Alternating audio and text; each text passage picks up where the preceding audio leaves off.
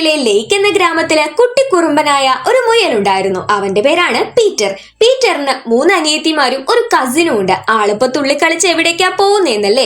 Food അടിച്ചു മാറ്റാനായിട്ട് മഗ്രഗർ എന്നൊരു ഫാർമറിന്റെ തോട്ടത്തിലാണ് ഇവൻ കുടുംബമടക്കം പോയിട്ട് ഫുഡ് എടുക്കാറുള്ളത്. അവന്റെ അനിയത്തിമാരായ ഫ്ലോപ്സി, മോഫ്സി, കോട്ടൻഡെയിൽ, കസിനായ ബെഞ്ചമിൻ എല്ലാവരെയും വിളിച്ചുകൂട്ടി പീറ്റർ പറഞ്ഞു, ശബ്ദം ഉണ്ടാക്കാതെ ഞാൻ അകത്തോട്ട് പോയിട്ട് ഫുഡ് എടുത്ത് നിങ്ങൾക്ക് എറിഞ്ഞു തരും. നിങ്ങളത് ശബ്ദം ഉണ്ടാക്കാതെ കാച്ച് പിടിക്കണം. ശബ്ദം ഉണ്ടാക്കി കഴിഞ്ഞാലേ അയാള് കേൾക്കും. എല്ലാവരും ഡീൽ പറഞ്ഞു. പീറ്റർ വേഗം തോട്ടത്തിലേക്ക് ചാടി സാഹസികമായിട്ട് പഴങ്ങളും പച്ചക്കറികളും എല്ലാം പറിച്ച് വെളിയിലോട്ട് എറിഞ്ഞു കൊടുക്കാണ്. പെട്ടെന്നൊരു ശബ്ദം കേട്ടു. മഗ്രഗറിന് മനസ്സിലായി അകത്ത് മുയലുകൾ കയറിയിട്ടുണ്ട്. പുള്ളി ഇവനെ പിടിക്കാനായിട്ട് ഇങ്ങനെ വരികയാണ്. പുറത്തുള്ളവര് ഇതുവഴിയോടെന്ന് പറഞ്ഞ് പീറ്ററിനെ രക്ഷപ്പെടുത്താൻ ശ്രമിക്കുന്നുണ്ടെങ്കിലും മഗ്രഗറിന് ഒരു പണി കൊടുക്കാനായി അവൻ അവിടെ തന്നെ നിന്നു. അങ്ങനെ അങ്ങേരുടെ വലയില് അവന്റെ ഈ ഷർട്ട് കൊളത്തി പിടിക്കാണ്. വെളിയിലോട്ട് ഇറങ്ങാൻ പറ്റാഞ്ഞ് അവൻ അത് അവിടെ ഉപേക്ഷിച്ച് വെളിയിലോട്ട് വന്നപ്പോഴേക്ക് മഗ്രഗറിന്റെ നൈബറായ ബേ വന്ന് ഇവരെ രക്ഷപ്പെടുത്താണ്. തൽക്കാലത്തേക്ക് നമ്മുടെ മുയൽക്കുട്ടന്മാര് അയാളുടെ കെണിയിൽ നിന്ന് രക്ഷപ്പെട്ടു. ഇവൾക്ക് മുയലുകളെ വലിയ ഇഷ്ടമാണ്. വീട്ടിലോട്ട് കൊണ്ടുവന്ന് ഇനി അയാളുടെ തോട്ടത്തിലോട്ട് പോവല്ലേ എന്ന് ഇവള് പറയാണ്. ഇവള് ഒരു പെയിന്റർ കൂടിയാണ്. ഇവരുടെ ഫാമിലി ഫോട്ടോസ് ഒക്കെ അവൾ ഒരുപാട് വരച്ചിട്ടുണ്ട്.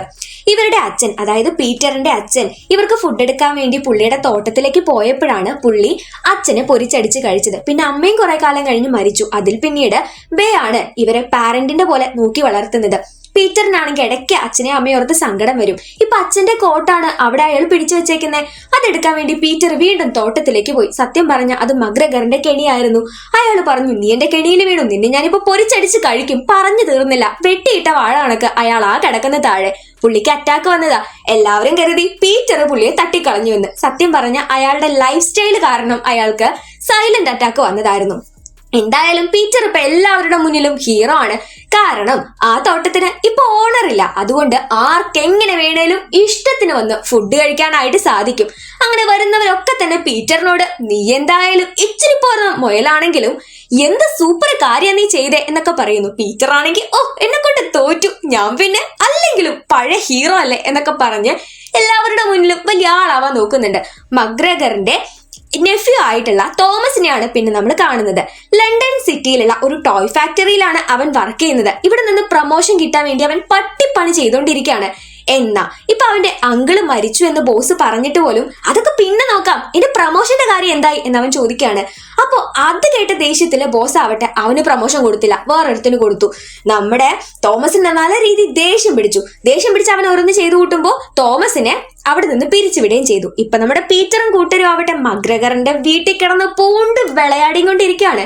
എന്നാൽ ഇതേ സമയത്ത് തോമസ് ആകെ മൊത്തം ഒരുമാതിരി കോലത്തിൽ ഇരിക്കുമ്പോ നമ്മുടെ മഗ്രഗറിന്റെ സ്വത്തൊക്കെ ഇവനാണെന്നുള്ള പേരില് ഒരു രജിസ്റ്റേർഡ് വന്നു. തോമസ് ആകെ മൊത്തം വണ്ടർ അടിച്ചു പോയി. എന്നെ പുറത്താക്കിയ ആ ടോയ് ഫാക്ടറിനെ അടിപൊളി ടോയ് ഫാക്ടറി അവൻ പണിയുമെന്ന് അവൻ മനസ്സിലോർക്കാണ്. എന്നിട്ട് അപ്പൊ തന്നെ ഈ ഗ്രാമത്തിലേക്ക് വന്നു. ഇവര് ഈ വീട് തലകുത്തനെ വെച്ചേക്കുന്ന സമയത്താണ് തോമസിന്റെ വരവ്. ശബ്ദം കേട്ടതും അയ്യോ ഏതോ മനുഷ്യൻ വന്നു എന്നും പറഞ്ഞു മൃഗങ്ങളൊക്കെ തന്നെ അവിടെയും ഇവിടെയും പോയിട്ട് ഒളിച്ചിരിക്കാൻ തുടങ്ങി. തോമസ് വരുമ്പോ ഇത് വീട് തന്നെയാണോ എന്ന മട്ടിൽ അകത്തോട്ട് കയറി. അങ്ങനെ അവൻ ഇരുന്നപ്പോഴേക്ക് ദേ അവന്റെ സെറ്റിയില് തൊട്ടപ്പുറത്തൊരു സാധനം പൊന്തി വരുന്നു. നോക്കുമ്പോ അത് നമ്മുടെ പന്നിക്കുട്ടൻ. തോമസ് ആകെ പേടിച്ചു. അവൻ നിലവിളിച്ച സമയം കൊണ്ട് ഇതിനകത്ത് കയറിയിട്ടുള്ള സകല ജീവികളും വെളിയിലോട്ട് ഇറങ്ങിയോടി. എങ്ങനെയൊക്കെയോ തോമസ് അന്ന് രാത്രി അവിടെ കിടന്നുറങ്ങി. പിറ്റേ ദിവസം രാവിലെ എണീറ്റപ്പോഴാണ് ഇന്നലെ ഏതോ മൃഗശാലയിൽ കിടന്ന മട്ടായിരുന്നല്ലോ എന്ന് ഓർമ്മ വന്നേ. അവൻ അവിടെ ഫുള്ള് ക്ലീൻ ചെയ്യാൻ തുടങ്ങി. തോമസ് അവിടെ വന്നു എന്നും അവൻ എത്രയും പെട്ടെന്ന് ഓടിക്കണമെന്നും മാത്രമാണ് പീറ്ററിന്റെ മനസ്സിലുണ്ടായിരുന്നത്. അതിനുവേണ്ടി അവൻ ഇങ്ങനെ ഓരോ പ്ലാൻ ആലോചിക്കാൻ തുടങ്ങി. അപ്പോഴാണ് ബേ കാണുന്നത്. മഗ്രഗറിന്റെ നെഫ്യൂ ആണോ വന്നിരിക്കുന്നത്, പുള്ളി ഒന്ന് പോയി കാണണം, പുതിയ നൈബർ അല്ലേ എന്നൊക്കെ പറഞ്ഞ് അവന് വേണ്ടി ഒരു ഗിഫ്റ്റ് ഒക്കെ എടുത്ത് നമ്മുടെ ബേ അവിടേക്ക് ചെല്ലുകയാണ്. അങ്ങനെ തോമസിനെ കണ്ട് അവളൊരു ബൈനോക്കുലറാ കൊടുത്തിരുന്നത്. അത് കൊടുക്കുമ്പോ തോമസ് പറഞ്ഞു, ഞാനിതിനെ ഇവിടെ സ്ഥിരതാമസത്തിന് വന്നതൊന്നുമല്ല, ഈ സ്ഥലം ഞാൻ വിൽക്കും, എനിക്കൊരു ടോയ് ഫാക്ടറി തുടങ്ങണം, അതാണ് ആഗ്രഹം എന്നൊക്കെ പറയുന്നു. അങ്ങനെ അങ്ങോട്ടും ഇങ്ങോട്ടും കുറച്ചു നേരം ചിറ്റ്ചാറ്റ് ചെയ്ത് അവർ നല്ല രീതിയിൽ പരിചയപ്പെടുന്നുണ്ട്. അപ്പൊ അവന് ബ്ലൂബെറി അലർജി ആണെന്നൊക്കെ അവൻ പറയുന്നുണ്ട്. ഇവൾക്ക് മുയലുകളെ ഇഷ്ടമാണെന്ന് ഇവള് പറയുന്നുണ്ട്. കുറച്ചു നേരത്തിനുള്ളിൽ ലവ് അറ്റ് ഫസ്റ്റ് സൈറ്റ് എന്ന പോലെ അവർക്ക് അങ്ങോട്ടും ഇങ്ങോട്ടും ഇഷ്ടമൊക്കെ തോന്നി തുടങ്ങുന്നുണ്ടായിരുന്നു. ഇവിടേക്ക് ഒരുപാട് മൃഗങ്ങൾ കയറുന്നുണ്ട് എന്ന് അറിയാവുന്നത് കൊണ്ട് തോമസ് അവിടെ ഫുള്ള് കെണി വെച്ചും അതുപോലെ പല കാര്യങ്ങൾ വെച്ചും അടയ്ക്കാനായിട്ട് തുടങ്ങി. പക്ഷെ ഇവർക്ക് ഫുഡ് വേണമല്ലോ, അതിനുവേണ്ടി ഇവർക്ക് തോട്ടത്തിലോട്ട് കയറണമല്ലോ. അവര് വീണ്ടും അകത്തോട്ട് വലിഞ്ഞു കയറി. തോമസ് നോക്കുമ്പോ ദേ കിടക്കുന്ന മുയലുകൾ വീണ്ടും അവൻ ഇവരെ എറിഞ്ഞോടിക്കാൻ തുടങ്ങി. പക്ഷേ നമ്മുടെ പീറ്റർ രക്ഷപ്പെട്ടെങ്കിലും ബെഞ്ചമിൻ അതിന്റെ കെണിയിൽ കുടുങ്ങി പോവാണ്. അങ്ങനെ കയ്യിൽ കിട്ടിയ നമ്മുടെ ബെഞ്ചമിനെയും കൊണ്ട് ഇപ്പൊ തോമസ് ഇവിടെ നിന്ന് പുറത്തോട്ട് പോവാണ്. അതായത് ഇവൻ എവിടെയെങ്കിലും കൊണ്ട് കളയാനായിട്ട്. നമ്മുടെ പീറ്ററും കൂട്ടരും വിടുവോ? ആഹാ, ഞങ്ങളുടെ ബെഞ്ചമിനെ കൊണ്ടുപോവാൻ നീ ആയടാ എന്നും ചോദിച്ച് അവന്റെ വണ്ടിയിൽ ഇവരെ ചാടി കയറിയിരുന്നു. എന്നിട്ട് നമ്മുടെ ബെഞ്ചമിനെ അടച്ചു വെച്ച കവറിനകത്ത് അവനെ മാറ്റിയിട്ട് നേരത്തെ ബേ കൊടുത്ത ആ ബൈനോക്കുലർ ആക്കി വെക്കുകയാണ്.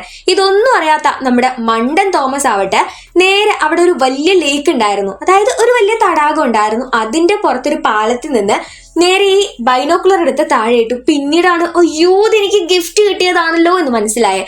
അങ്ങനെ അതൊക്കെ വീണ്ടും തൂക്കിയെടുത്ത് അവൻ നേരെ ഈ ഒരു ബൈനോക്കുലർ ശരിയാക്കാനായിട്ട് കൊണ്ടുപോവാണ്. ഇന്നേരം ബെഞ്ചമിൻ ആണെങ്കിൽ ഹോ എന്റെ പകുതി ജീവൻ പോയേനെ എന്നൊക്കെ പറയുന്നുണ്ട്. ഇപ്പൊ തോമസ് ഒരു ഷോപ്പിലോട്ട് വന്ന് നിങ്ങൾക്ക് ഈ സാധനം ശരിയാക്കാൻ പറ്റുമോ എന്നൊക്കെ ചോദിക്കുകയാണ്. അപ്പൊ അവര് പറഞ്ഞു ഓ ഇതൊക്കെ ശരിയാക്കുന്നതിന് കുഴപ്പമൊന്നുമില്ല, എന്താ കാര്യം എന്നൊക്കെ ചോദിക്കുന്നുണ്ട്. ഓ ഇതൊക്കെ എളുപ്പം ശരിയാക്കാം, അല്ല ഇതെങ്ങനെ പറ്റിയതാ എന്ന് അവര് ചോദിക്കുമ്പോ തോമസ് ഉള്ള കാര്യങ്ങളൊക്കെ പറഞ്ഞു. ഇങ്ങനത്തെ കുറെ ജീവികളെ കൊണ്ട് എല്ലാവർക്കും വലിയ പ്രശ്നങ്ങളൊക്കെ ആണെന്ന്. ഇവിടെ കുറച്ച് സാധനങ്ങളുണ്ട്, അതൊക്കെ വാങ്ങിയിട്ട് ഇവറ്റകളെ ഓടിക്കാനായിട്ട് കെണിയൊക്കെ സെറ്റ് ചെയ്തെന്നും പറഞ്ഞ തോമസിനെ കൊണ്ട് ഒരുപാട് സാധനങ്ങൾ ആ കടക്കാര് വാങ്ങിപ്പിച്ചു. തോമസ് ഇവർക്ക് ശരിക്കൊരു എതിരാളിയായി വരുന്നുണ്ടെന്ന് പീറ്ററിനും കൂട്ടർക്കും മനസ്സിലായി. ഇവിടെ നിന്ന് ഇറങ്ങാൻ നേരം ബേയെ ഇവർ കാണുകയാണ്. അങ്ങനെ തോമസ് അവളോടും കൂടെ വണ്ടിയിലോട്ട് കയറാൻ പറഞ്ഞു. അങ്ങനെ പതിയെ പതിയെ സംസാരിച്ചു വരുന്ന ബേയും തോമസിനെയും കണ്ട് അവരൊരു റൊമാൻറ്റിക് റിലേഷൻഷിപ്പിലോട്ട് പോകുന്നുണ്ടെന്ന് പീറ്ററിന് മനസ്സിലായി. പക്ഷെ അവനും കൂട്ടർക്കും അത് സഹിക്കുമായിരുന്നില്ല. കാരണം ബേ ഇവരെ ഒരുപാട് സ്നേഹിക്കുന്നുണ്ട്. തോമസ് അവളുടെ കൂടെ കൂടിക്കഴിഞ്ഞാൽ ഇവരെ ഇനി പുറന്തട്ടി കളയോ എന്നുള്ള പേടിയാണ് പീറ്ററിന്റെ മനസ്സിലുണ്ടായിരുന്നത്. എന്നാൽ എന്തൊക്കെ ചെയ്തിട്ടും ഇവർ തമ്മിലുള്ള റിലേഷൻ ബ്രേക്ക് ചെയ്യാനായിട്ട് നമ്മുടെ പീറ്ററിനും കൂട്ടർക്കും സാധിക്കുന്നുണ്ടായിരുന്നില്ല. പക്ഷെ ബേക്ക് മുയലുകളെ ഇഷ്ടമാണെന്നറിഞ്ഞ് പതിയെ പതിയെ ആ ജീവികളെ സ്നേഹിക്കണമെന്ന് തോമസ് വിചാരിക്കുന്നുണ്ട്. എന്നാൽ നമ്മുടെ മുയലച്ചന്മാരാണെങ്കിൽ അതിനൊട്ട് നിന്നു കൊടുക്കുന്നുണ്ടായിരുന്നില്ല. തോമസിന്റെ കുറച്ച് പേടികള്, അവന് ടോയ് ഫാക്ടറി തുടങ്ങണം, അങ്ങനത്തെ കാര്യങ്ങള്, സ്വപ്നങ്ങള് എല്ലാം തന്നെ അവൻ ബേയോട് ഷെയർ ചെയ്യുന്നുണ്ട്. അങ്ങനെ ഒരു ദിവസം നമ്മുടെ ബേ പീറ്ററിനെ പിടിച്ച് തോമസിനെ പരിചയപ്പെടുത്തി കൊടുക്കാണ്. ഇവൻ എന്റെ ഫേവറേറ്റ് ആണ് എന്നൊക്കെ പറഞ്ഞിട്ട്. പീറ്റർ ആണെങ്കിൽ ബേ മാറുന്ന സമയത്ത് തോമസിനെ ഉപദ്രവിക്കും. അങ്ങനെ അവൾ ഉള്ളപ്പോ നല്ല കുഞ്ഞായിട്ടിരിക്കും. ഇവർ തമ്മിലുള്ള അടിപിടിക്കിടയിൽ ബേ കംപ്ലീറ്റ് ചെയ്ത് വെച്ചിരുന്ന ഒരു പെയിന്റില് നിറയെ പെയിന്റ് ആവുന്നുണ്ട്. സത്യം പറഞ്ഞ അതാക്കിയത് പീറ്റർ ആണെങ്കിലും ബേ വരുമ്പോ തോമസ് അത് ചെയ്തു എന്ന മട്ടിലാണ് നമ്മുടെ പീറ്റർ ആക്ട് ചെയ്യുന്നത്. ബേ അത് കാര്യമാക്കിയൊന്നും എടുക്കുന്നില്ല. ഇവർക്ക് ഇടയിൽ വന്ന ഒരു എതിരാളി, ഒരു ശത്രു എന്ന പോലെ നമ്മുടെ മുയൽക്കുട്ടന്മാര് തോമസിനെ കണ്ട് അവൻ ഇവിടെ നിന്ന് ഓടിപ്പിക്കാൻ വേണ്ടി ഒരു പ്ലാൻ ഉണ്ടാക്കുകയാണ്. അവൻ ഇവിടെ ജീവിക്കാൻ സമ്മതിക്കരുതെന്നും പറഞ്ഞിട്ട് രാത്രി ഉറങ്ങാൻ കിടക്കുന്ന തോമസിന് അവന്റെ വീട്ടിൽ തന്നെ ഇവരെ കെണിയെല്ലാം സെറ്റ് ചെയ്ത് വെച്ചു.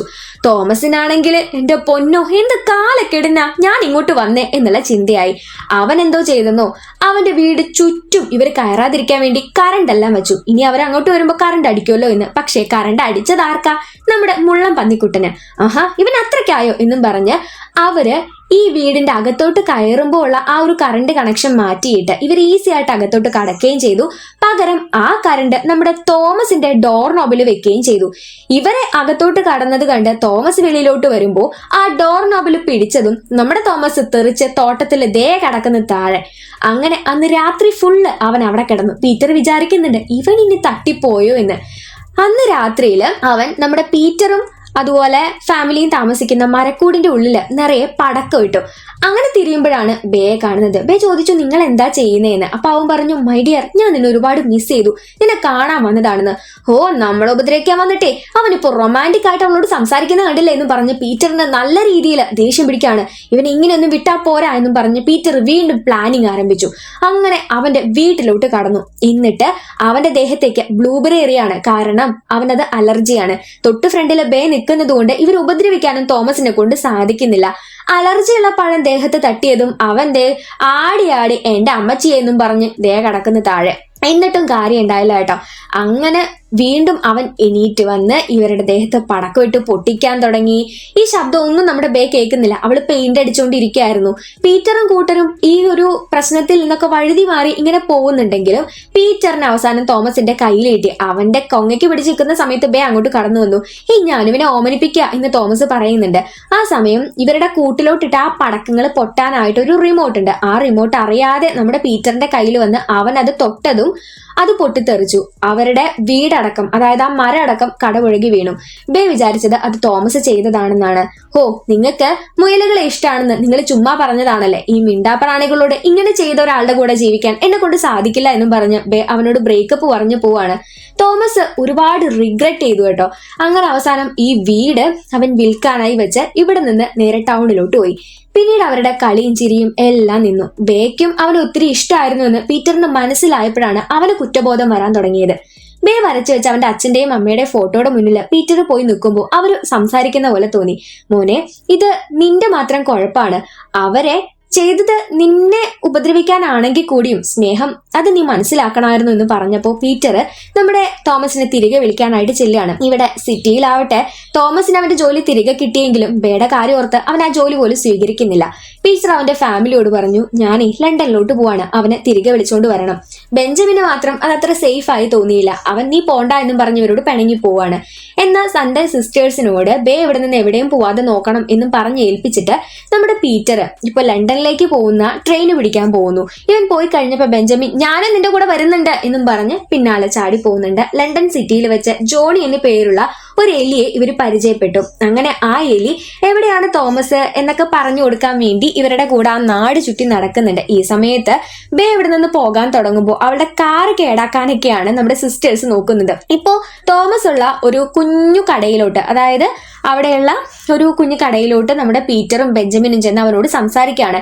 ഇവര് സംസാരിക്കുമെന്ന് നമ്മുടെ തോമസിന് അറിയാൻ പാടുണ്ടായിരുന്നില്ല. അങ്ങനെ പീറ്റർ ഇവനോട് സോറി ഒക്കെ പറഞ്ഞു, ഞങ്ങളുടെ കൂടെ തിരികെ വരണം, ബേ നിങ്ങൾ ഒന്നിക്കണം എന്നൊക്കെ പറയുമ്പോൾ പീറ്ററിന്റെ വാക്ക് കേട്ട് ബെഞ്ചമിനും തോമസും എല്ലാവരും കൂടെ തിരിച്ചു വരികയാണ്. സോറി കേട്ടോ, അവിടെ ചെറിയൊരു മിസ്റ്റേക്ക് വന്നതിന്.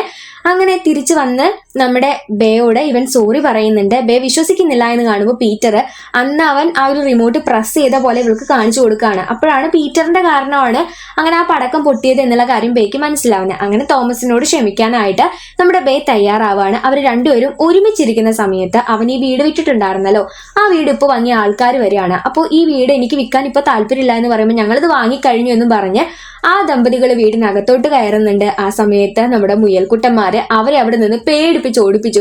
ഇതേ വീടല്ല, ഇത് പ്രേതാലയായെന്നും പറഞ്ഞ് അവർ രണ്ടുപേരും ഓടിയ വഴിക്ക് പിന്നെ പുല്ല് മുളച്ചിട്ടില്ല. അങ്ങനെ നമ്മുടെ പീറ്ററും ബേയും തോമസും ബാക്കി എല്ലാ മൃഗങ്ങളും കൂടെ സന്തോഷമായിട്ട് ലേക്ക് ഗ്രാമത്തിൽ തന്നെ ജീവിച്ചു വന്നു.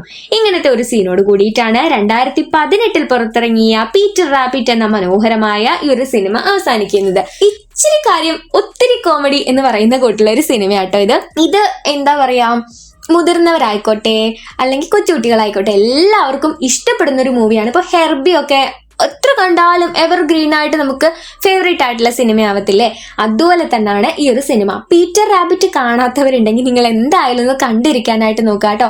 ഒത്തിരി ഒത്തിരി ഒത്തിരി ചിരിക്കാനുണ്ട്, എന്നാൽ അതിനിടയിലെ കാര്യങ്ങളുമുണ്ട്. നമ്മളുണ്ടല്ലോ നമ്മുടെ സ്വാർത്ഥ താല്പര്യങ്ങൾക്ക് വേണ്ടിയിട്ട് പലരുടെ ജീവിതത്തിലും ചിലപ്പോൾ നമ്മൾ അറിയാതെ പോലും എന്തെങ്കിലും തെറ്റുകളൊക്കെ ചെയ്യാനായിട്ടുള്ള സാധ്യതകളുണ്ട്. നമ്മുടെ പീറ്ററിന് ഒരു തെറ്റ് പറ്റിയത് നിങ്ങൾ കണ്ടല്ലോ.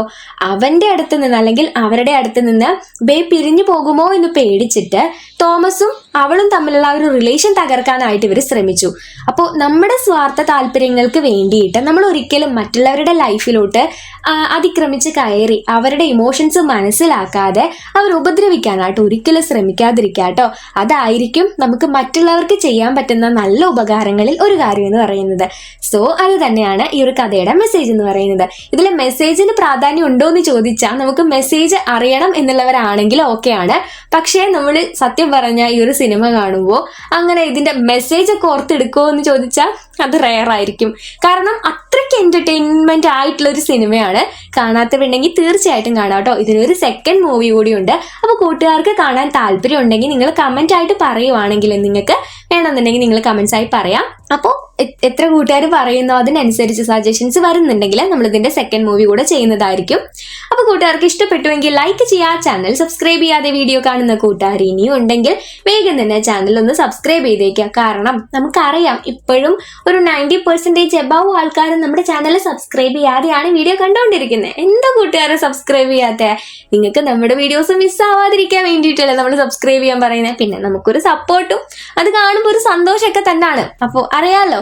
അപ്പോൾ നിങ്ങൾ സബ്സ്ക്രൈബ് ചെയ്യുക, തൊട്ടടുത്ത് കാണുന്ന ബെല്ലൈക്കൺ എനബിൾ ചെയ്യുക. അതുപോലെ നമ്മളോട് പറയാനുള്ള കാര്യങ്ങളെല്ലാം തന്നെ ഒരു മടിയും കൂടാതെ കമന്റ് ആയിട്ട് പറയുകയും ചെയ്യാം കേട്ടോ. നിങ്ങൾ നമ്മുടെ വീഡിയോസ് കണ്ട് നല്ല അഭിപ്രായം തന്നെ പറയണമെന്ന് ഒരു നിർബന്ധവും. കാരണം നമ്മുടെ വീഡിയോസ് കാണുന്ന എല്ലാവർക്കും പല അഭിപ്രായങ്ങളുണ്ടായിരിക്കും. ചിലപ്പോൾ ഇഷ്ടപ്പെടും, ചിലപ്പോൾ ഇഷ്ടപ്പെടില്ല, അല്ലെങ്കിൽ എന്തെങ്കിലും മാറ്റങ്ങളൊക്കെ വരുത്തായിരുന്നു എന്ന് തോന്നും. അങ്ങനെ പല അഭിപ്രായങ്ങളുണ്ടായിരിക്കുമല്ലോ. അപ്പൊ നമുക്ക് വിഷമാവോ എന്നൊക്കെ പേടിച്ച് നിങ്ങൾ അതൊന്നും പറയാതിരിക്കൊന്നും വേണ്ട. നിങ്ങൾ തെറ്റുകൾ കാണിച്ചു തരുമ്പോൾ നമുക്കത് തിരുത്താനായിട്ട് പറ്റും. നല്ലത് പറയുമ്പോൾ നമുക്കത് സന്തോഷാവും.